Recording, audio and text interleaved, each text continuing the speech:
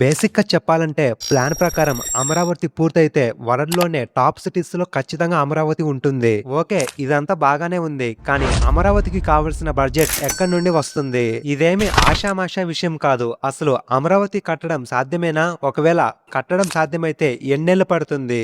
ఎంత ఖర్చవుతుంది? ఆ ఖర్చయ్యే డబ్బులు ఎక్కడి నుండి తెస్తారు? ఈ వీడియోలో తెలుసుకుందాం.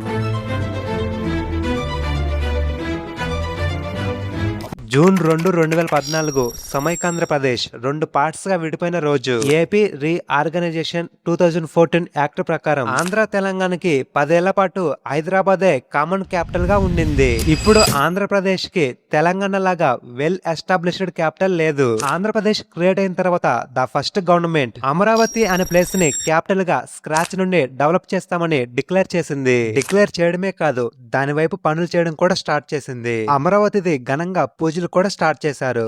देश की राजधानी अब अमरावती पहुंच गई है, इसका संदेश है. ఒక మాస్టర్ ప్లాన్ కూడా క్రియేట్ చేశారు. ప్లాన్ క్రియేట్ చేశారు సరే, కానీ క్యాపిటల్ కోసం కావాల్సింది ఫస్ట్ ది భూమి. అమరావతిలో ఉన్న భూమి పంజర భూమి కాదు, ఇప్పటికే పంట పొలాలు పండుతున్న భూమి. ఆ భూమిని రాజధాని కోసం ఇవ్వడం కోసం అక్కడ ఉన్న రైతులను ఎలా ఒప్పించాలి? పంటలు పండిస్తున్న భూమిని రైతులు ఎందుకు ఇవ్వాలి? అందుకే అప్పటి గవర్నమెంట్ ల్యాండ్ ఓనర్స్ కి ఒక ఆఫర్ ఇచ్చింది. వాళ్ళు ఎంత భూమిని ఇస్తారో అంతే వాల్యూ ఉన్న ప్రొడక్ట్ ని క్యాపిటల్ డెవలప్మెంట్ అయిన తర్వాత వాళ్ళకి ఇస్తామని ప్రామిస్ చేసింది. దీనితో పాటు క్యాపిటల్ డెవలప్మెంట్ అయ్యేదాకా సంవత్సరానికి 1 ఎకరానికి 50,000 చొప్పున ఇస్తామని చెప్పారు. దీనికి రైతులు కూడా ఓకే అన్నారు. స్వచ్ఛందంగా వాళ్ళ భూమిని రాజధాని నిర్మాణం కోసం ఇచ్చారు. అమరావతిని ఒక గ్రీన్ ఫీల్డ్ సిటీగా ఇండియాలోనే ఫస్ట్ సస్టైనబుల్ సిటీ చేద్దామని ప్లాన్ చేశారు. అమరావతి వరల్డ్ లోనే టాప్ 5 సిటీస్ లో ఒకటి ఉండాలని గవర్నమెంట్ విజన్. అందుకోసం Singapore experts and British architect అయిన నోమన్ ఫోస్టర్ ని సంప్రదించింది. అమరావతిని ఒక మాస్టర్ ప్లాన్ క్రియేట్ చేశారు. ప్లాన్ ని ఫాలో అవుతూనే కన్స్ట్రక్షన్ వర్క్ కూడా స్టార్ట్ చేశారు. అమరావతి మాస్టర్ ప్లాన్ అమరావతిని 9 డిఫరెంట్ సిటీస్ గా డివైడ్ చేసింది. Justice, finance, science, electronics, media, tourism, health and sports cities అని ఇలా. అమరావతి నిర్మాణంలో మొదటిగా నిర్మించాలనుకున్నది government or state secretariat, assembly, high court, government లో ఉన్న ఇంపార్టెంట్ పొజిషన్స్ అండ్ కాంప్లెక్సెస్. ఇందులో భాగంగా సచివాలయం పనులు కూడా స్టార్ట్ అయ్యాయి. కొన్ని రెసిడెన్షియల్ కాంప్లెక్సెస్ ఆల్మోస్ట్ 70 to 80% అయ్యాయి. ఇంకొన్ని అయితే 30% పూర్తయ్యాయి. వాటితో పాటు రోడ్లు కన్స్ట్రక్షన్ కూడా జరిగాయి. వీటి కోసం 2014 నుంచి 2019 దాకా టీడీపీ గవర్నమెంట్ 10,000 కోట్లు ఖర్చు పెట్టింది. ఇలా అమరావతి పనులు స్టార్ట్ అయ్యి బాగా స్పీడ్ అందుకుంటున్న సమయంలో ఎలక్షన్స్ వచ్చాయి. గవర్నమెంట్ మారింది. 2019లో ఏపీకి వైఎస్ఆర్సీపీ గవర్నమెంట్ వచ్చింది. Victory for YSR Congress party president and Andhra Pradesh chief minister Jagan Mohan Reddy. It's a very big win and it's an expected win. Capital విషయంలో వైఎస్ఆర్సీపీ గవర్నమెంట్ టీడీపీ కంటే different పాలసీని decision తీసుకుంది. బహుశా ఆంధ్ర రాష్ట్రానికి బహుశా 3 క్యాపిటల్ వస్తాయేమో. 3 capital కూడా రావాల్సిన పరిస్థితి కనిపిస్తా ఉంది అధ్యక్ష. 3 క్యాపిటల్స్ అనే కొత్త కాన్సెప్ట్ ని తీసుకొచ్చింది. అంటే ఆంధ్రాకి అమరావతితో పాటు ఇంకో 2 క్యాపిటల్స్ కూడా ఉన్నాయి. ఆ గవర్నమెంట్ చెప్పిన దాని ప్రకారం వైజాగ్ ఎగ్జిక్యూటివ్ క్యాపిటల్ గా, అమరావతి లెజిస్లేటివ్ క్యాపిటల్ గా, కర్నూలు జ్యుడిషియల్ క్యాపిటల్ గా డెవలప్మెంట్ చేయాలనుకుంది. దీనికి ఆ గవర్నమెంట్ చెప్పిన మెయిన్ రీజన్ ఏంటంటే సెంట్రలైజేషన్, అంటే స్టేట్ లో గవర్నమెంట్ అయినవి ఒకే దగ్గర ఉండకుండా అన్ని ప్రాంతాలకు విస్తరించాలని 3 క్యాపిటల్స్ అనే కాన్సెప్ట్ ని తీసుకొచ్చారు. దీని వల్ల ఆ 3 క్యాపిటల్స్ చుట్టూ ఉన్న ప్లేసెస్ డెవలప్మెంట్ అవుతాయని వాళ్ళ ఆర్గ్యుమెంట్. ఈ డిసిషన్ వల్ల నేచురల్ గానే అమరావతి మాస్టర్ ప్లాన్ కాస్త చిన్న ప్లాన్ అయింది. ఓన్లీ లెజిస్లేటివ్ క్యాపిటల్ గానే అమరావతి ఉండబోతుంది. అలా చిన్నగా స్టార్ట్ అవుతున్న అమరావతి పనులు 5 ఏళ్ల పాటు ముందుకు కదలలేదు. స్వచ్ఛందంగా ల్యాండ్ ఇచ్చిన ఫార్మర్స్ కూడా ప్రొడక్ట్ చేయడం స్టార్ట్ చేశారు. వైఎస్ఆర్సీపీ గవర్నమెంట్ హయాంలో అమరావతి కాకుండా ఆ 3 క్యాపిటల్స్ కూడా చిన్నగా సైడ్ అయిపోయింది. సో 2024 ఎలక్షన్స్ వచ్చేసరికి ఆంధ్రాకి ప్రాపర్ క్యాపిటల్ లేకుండా పోయింది.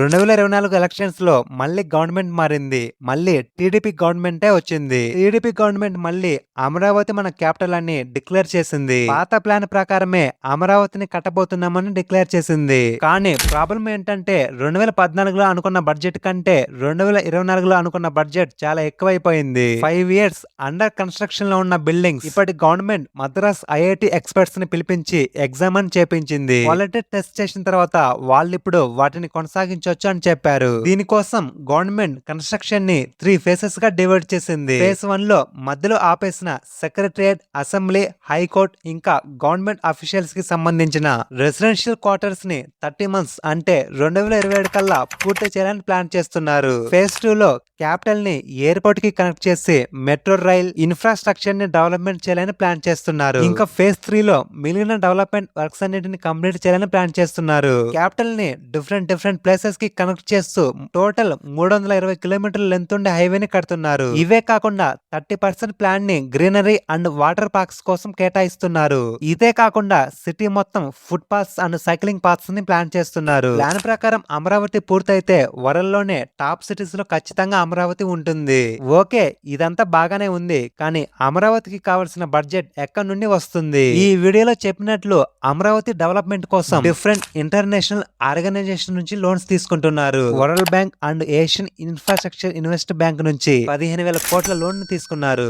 Housing and urban development corporation నుండి 12,000 కోట్లు తీసుకున్నారు. జర్మన్ బ్యాంక్ నుండి 5,000 కోట్లు తీసుకున్నారు. ఇవే కాకుండా జపాన్ ఇంటర్నేషనల్ కార్పొరేషన్ ఏజెన్సీని కూడా అప్రోచ్ అయ్యారు. సరే, మరి తీసుకున్న లోన్స్ ని ఎలా తీరుస్తారు? అమరావతి ఒక సెల్ఫ్ ఫైనాన్సింగ్ సిటీ అవుతుందంట. అంటే మనం కట్టే టాక్సెస్ నుండి ₹1 కూడా అమరావతి కట్టడానికి యూజ్ చేయరంట. గవర్నమెంట్ దగ్గర ఉన్న ప్లాన్ ఏంటంటే సుమారు 53,000 ఎకరాల ల్యాండ్ లో డెవలప్మెంట్ అండ్ ల్యాండ్స్ ఇచ్చిన ఫార్మర్స్ కి ఫ్లాట్స్ ఇవ్వగా రిమైనింగ్ 10,000 ఎకరాల భూమిని సేల్స్ కోసం వదిలేస్తారు. క్యాపిటల్ డెవలప్ అయిన తర్వాత ఈ ల్యాండ్ వాల్యూ అనేది చాలా ఎక్కువగా ఉంటుంది. సో ఆ 10,000 ఎకరాల ల్యాండ్ ని దాదాపు 2 లక్షల కోట్ల ఇన్కమ్ ని జనరేట్ చేసి లోన్స్ ని తీరుద్దామని గవర్నమెంట్ ప్లాన్. అసలు అమరావతి ప్లాన్స్ కు తగ్గట్లు డెవలప్మెంట్ అయితే 2050 కల్లా 45 లక్షల జనాభాతో అమరావతి ఉంటుంది. అదే కాకుండా అమరావతిని ప్రజెంట్ బూమింగ్ లో ఉన్న ఏఐ సిటీ, ఐటీ హబ్ గా తీర్చిదిద్దాలని గవర్నమెంట్ ప్లాన్. 2050 కల్లా దాదాపు